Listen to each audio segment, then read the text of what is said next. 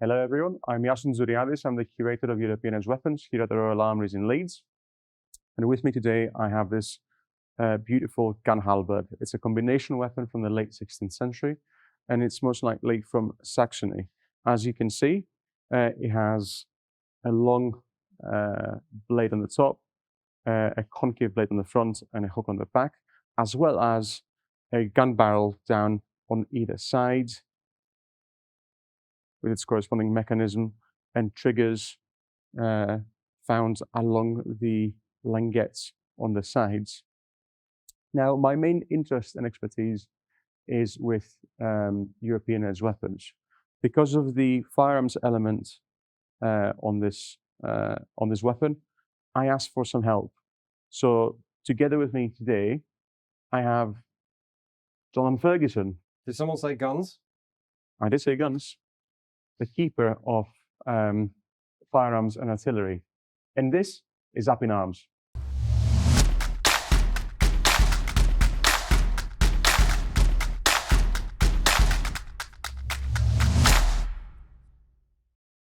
So as you can see, the shape of the weapon has like this sort of long leaf-shaped or lozenge shape spike or blade on the top.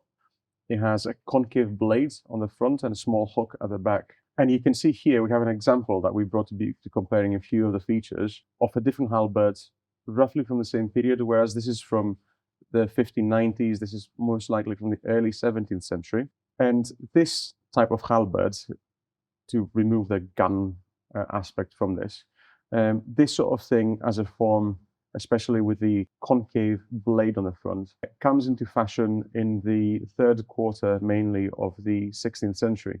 Before that, halberds have a spike rather than a blade on the top, and either a flat or a straight or even a convex blade on the front. And on the back, you get this hook, this downwards sort of hooking spike that in previous iterations would be usually more acute and reinforced. The first thing that it's important to highlight is that when we discuss these combination weapons that come from the 16th and the 17th century, we're talking about weapons that were not really intended to be used on the battlefield or in any other very reasonable capacity. They were objects designed to highlight the craftsmanship of the maker. The second thing to bear in mind is that they could also be a symbol of status for people that were able to afford them and show off by having them in their households, in their arsenals, and so on. It's tempting to say that firearms are prestige, exclusive things, particularly in the British Isles, but so are these. You know, in this form, as you were saying, these have developed into a sort of stylized form. Guns are the preserve of the rich, but so are decorated edged weapons, you know, or even high-quality edged weapons generally. The average person in the street is not necessarily going to own something of that nature. I guess it's just a magnified thing with the guns. But here we've got a prestige form of what can be a very practical weapon. Mm. The gun is just like the next level, and it's decorated as well. Or they are decorated as well.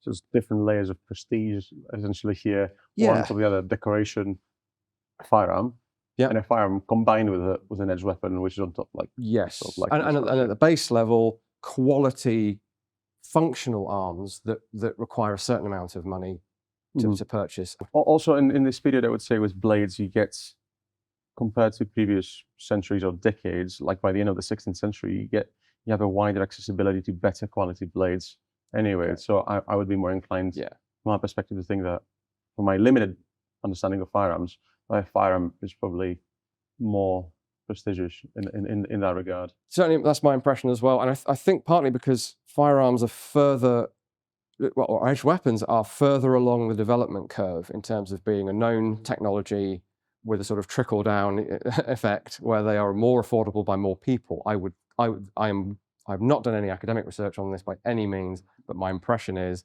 firearms are only really they are the preserve of essentially royalty when they first appear, of course, And then we are only a couple of hundred years into the existence of handheld firearms, whereas edge weapons have a much, much longer history. Yeah, Tradition. And in the 16th century, it's a weird one as well, like looking at the social aspect of it and the prestige, because the 16th century is when better quality bladed weapons become the norm for indicating social status in parts of Europe, such as Italy, Spain, Germany. And so the possession of the better quality stuff is less associated with the martial elite, and it sort of bleeds into other social areas as well. However, like something like this, for me, it goes back into that elite, because I do not know who would be able to possess this. Maybe I'm wrong, and maybe it could be owned by a commercial elite as well, a social elite in a civic setting, because they would be able to afford it in certain cases, but we cannot know. Yeah, I guess we're into the era where the merchant class would absolutely own firearms, maybe even pistols. Yeah. So as far as I'm aware, when it comes to gun halberds, I think we have about a dozen examples in known collections and museums, and maybe another dozen that has cropped up for sale in the past 50, 60 years, but we're not entirely sure where they are, and they have not been examined, so we're not entirely sure from when they are. And because you have the selective preservation thing as well. You don't know what subset of halberds or of guns they actually are.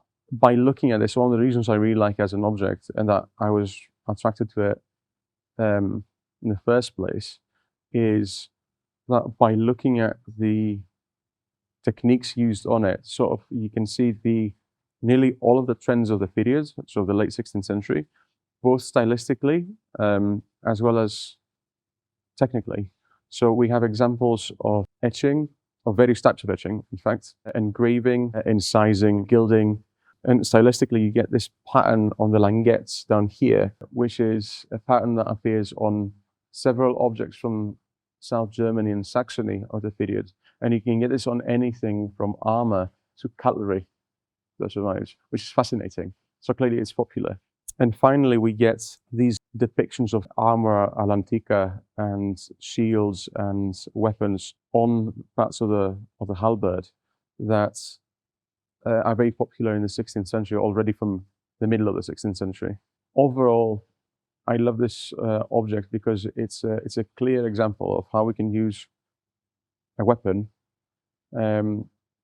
as a piece to study art history. As I do not know if the barrel maker and the bladesmith would be part of the sort of same collective, or if they would be outsourcing parts, right? Yeah, I mean, at this time, I guess it's fair to say most firearms are going to be made in one workshop where the expertise is in house, with I guess informal subcontracting to your mate who makes stock blanks, and then but then you would probably finish them together. Later standardized systems involve very organized subcontracting, essentially, where you might only ever make barrels, someone else makes locks, someone else makes stocks. This is on another level because you've got the individual craftsman that would have to make, as you say, the different components. And I don't even know who would have been the final, what we would say in firearms world, setter up. Because it doesn't have a stock per se, it has a haft and it has other things going on, and it has a blade. I presume the bladesmith and the barrel maker are not the same guys putting this all together. No, there'd be a workshop. Someone else. And also the artist decorating it. I would also assume there would be one different person or multiple different people as well. This could be a real team effort. And the way it did, I mean, it's an obvious thing to say, but the integration of these guns, because they are essentially, or at least barreled actions, as it were, locks and barrels, into this is incredible on two levels. One, as you say, the decoration, which is overall and matches very well if it is different people doing it. And then there's the sort of mechanical, technological integration, where these are pretty, like, if you compare these, it's a great comparison to have. This isn't much bulkier. No, it's actually balanced. It's very surprising to me as well. Like, even like, because we only put this on the table next to each other this morning. Yeah, I do find this very odd that essentially the socket, which is this part on a staff weapon that attaches the head to the haft. I would even say that it's thicker on the one that does not have the firearm component. Yeah. I don't know Which how. might make it a less capable staff Yeah, for weapon. sure. Like it's maybe because precisely it doesn't need to be able to take the force of the content. We need to mention that one of the best features of the weapon is that the two. You correct me on the correct term on how you call these. These are the dogs, The dogs, which may have dogs on them or not. but in this case, the dragons. With a pirate, essentially the spark would be out of the dragon's mouth, which I really like it as a visual idea. Yeah, and we sometimes see that on muzzles of gun barrels, which is a bit more obvious. That would be, you'd have to be looking right at it to see. Yeah, but the artist knows it. The owner knows it. So that's why I like it as an idea. Like this is a very personal piece because this is not for somebody observing from a distance to see this. This is for the indulgence of the maker and the user. We haven't actually stated yet. Well, I alluded to. We have a barrel on the top and a barrel on the bottom, or on the left and the right, depending on your point of view. And then we have the locks corresponding to those. And because they kind of have to be on the side next to the barrel to communicate the flame, the ignition flame, through to the chamber, you've got barrel and lock. And that also has the advantage of clustering them around essentially the axis of this, which is what keeps it so slim and so similar to a normal halberd. It's not a disguised weapon, but you wouldn't immediately know that this was a gun halberd. It does look very elegantly blended as well because all the decoration is so homogeneous. It's kind of unobtrusive and in your face at the same time. You'd have that moment of going, it's definitely very elegant. Those are like guns. Yeah. Especially if these were loaded and ready to go. We are interrupting this program to present you with a weapon. A different weapon. This one you can actually purchase from the Royal Armoury store. It's Sauron's mace, as seen in the Lord of the Rings and the Fellowship of the Ring, held by the Dark Lord. It's inspired by 15th and 16th century maces, and it's an amazing piece for any collector that loves Lord of the Rings. It comes with a beautiful red banner of the Red Eye, and even, what's this? What's this in my pockets? This ring. I'm going to put it on.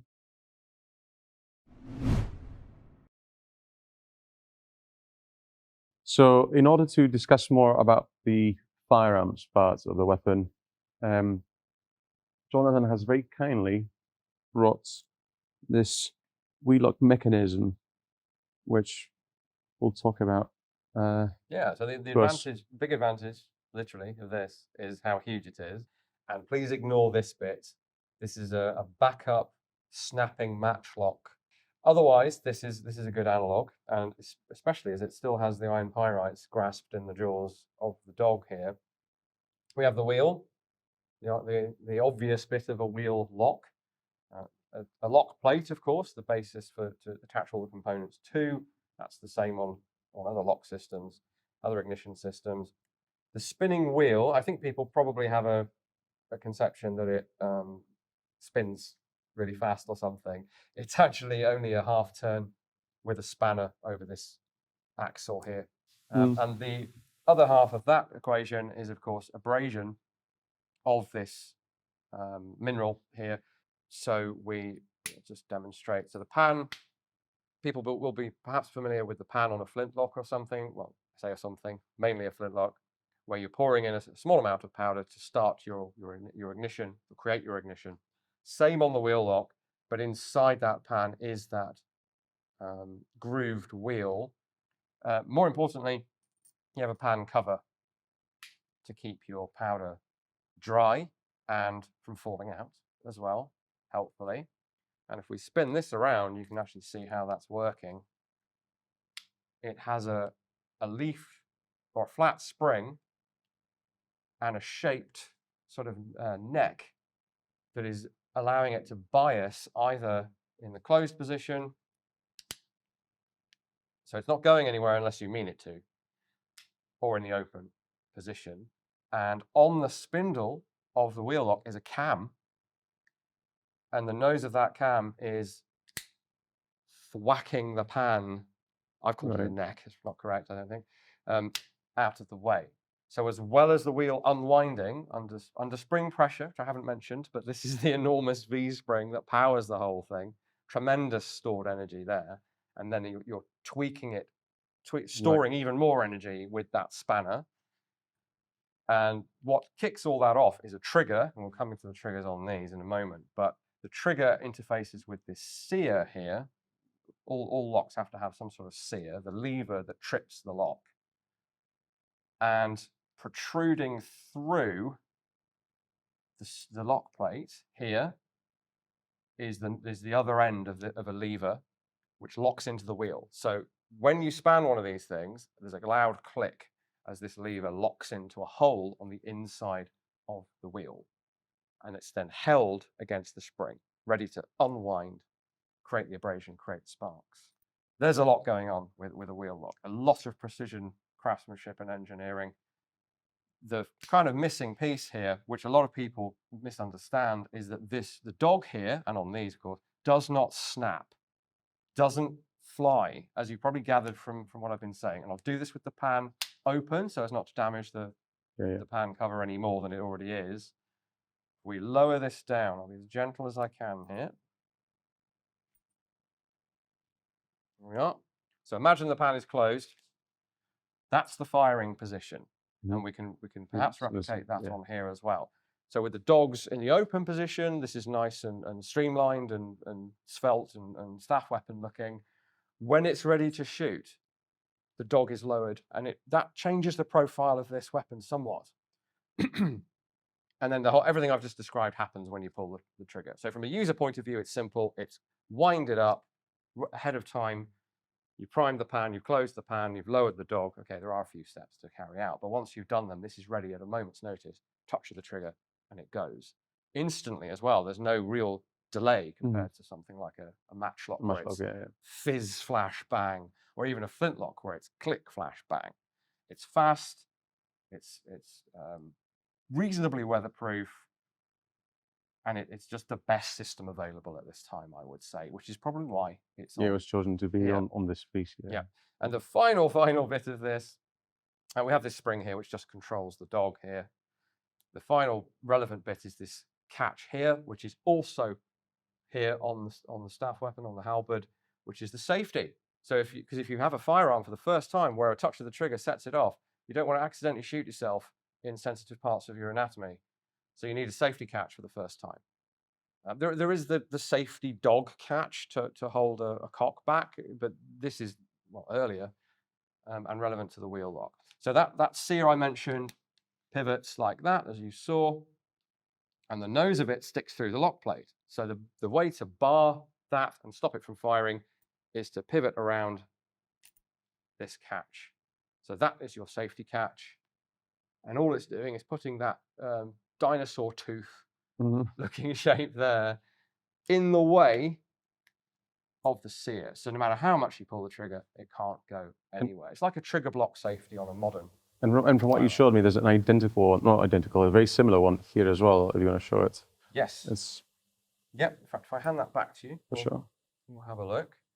So you saw them on the model, as it were, the real model for this. Everything's scaled down, clearly. The wheel is very, very tiny. There's our tiny little safety catch. Gilt, of course. And there's the little hook tooth that I was talking about. And there's a tiny little sear that will pop out if we were able to cock this from the lock plate. Concealed by that feature there, just like on the other ones. That's on safe, so we're not going to shoot ourselves by accident. There's the spindle, there's the pan and the pan cover. There's one point of departure here, which I did find on another one of our, more than one actually, of our wheel locks, which is that the pan cover is actually under direct spring pressure, and when you pull it back, it actually locks into place.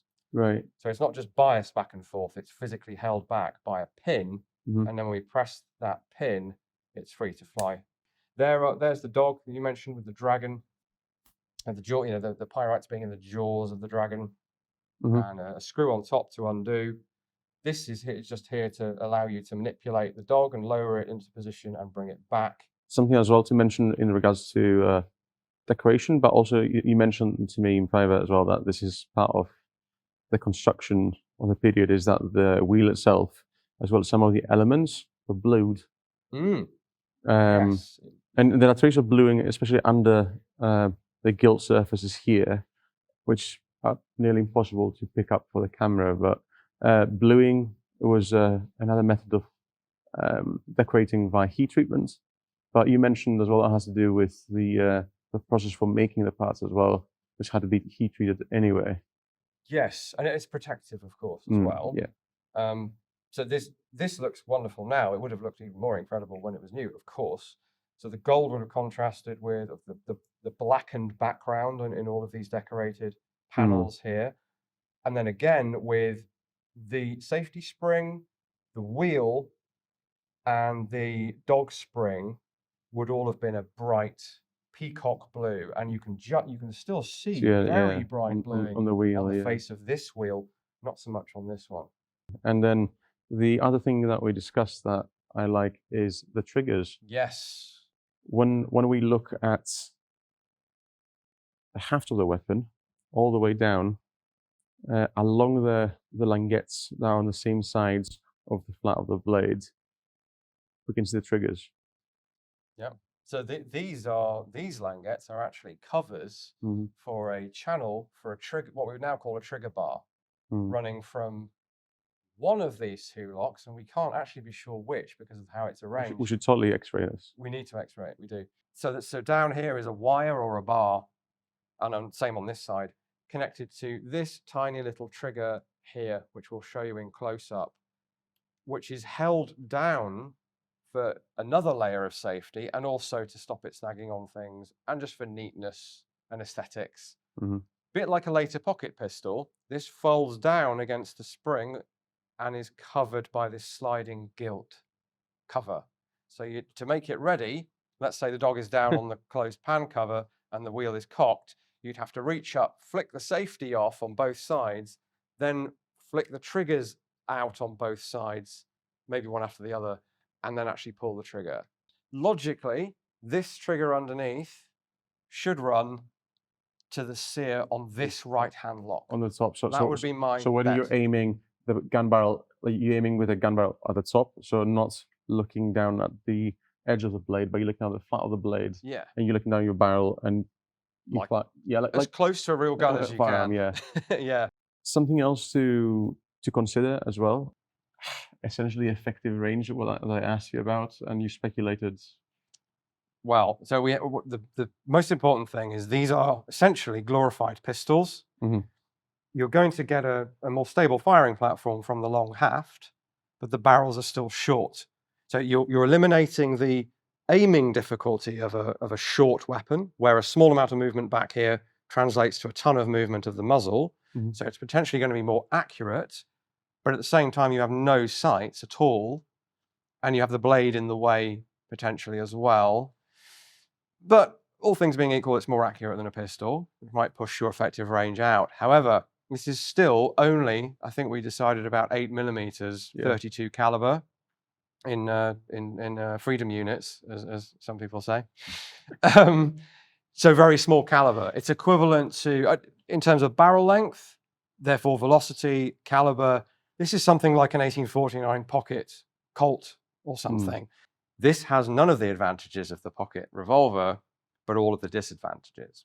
So it has a halberd on it. But it has a halberd attached to it, which gives you, so the halberd gives you this much reach. The gun barrels give you a bit more. A bit more, yeah. So I would fall back to the usual effective range of any pistol of about 10 meters. And as far as we know, the only way something like this would see use is if they were issued to some royal bodyguard or something, and if there was some local crisis where they had to actually be deployed. I assume we have zero evidence of anything. I mean, I can see more of a use of it if the owner was hosting people and wanted to show off the object.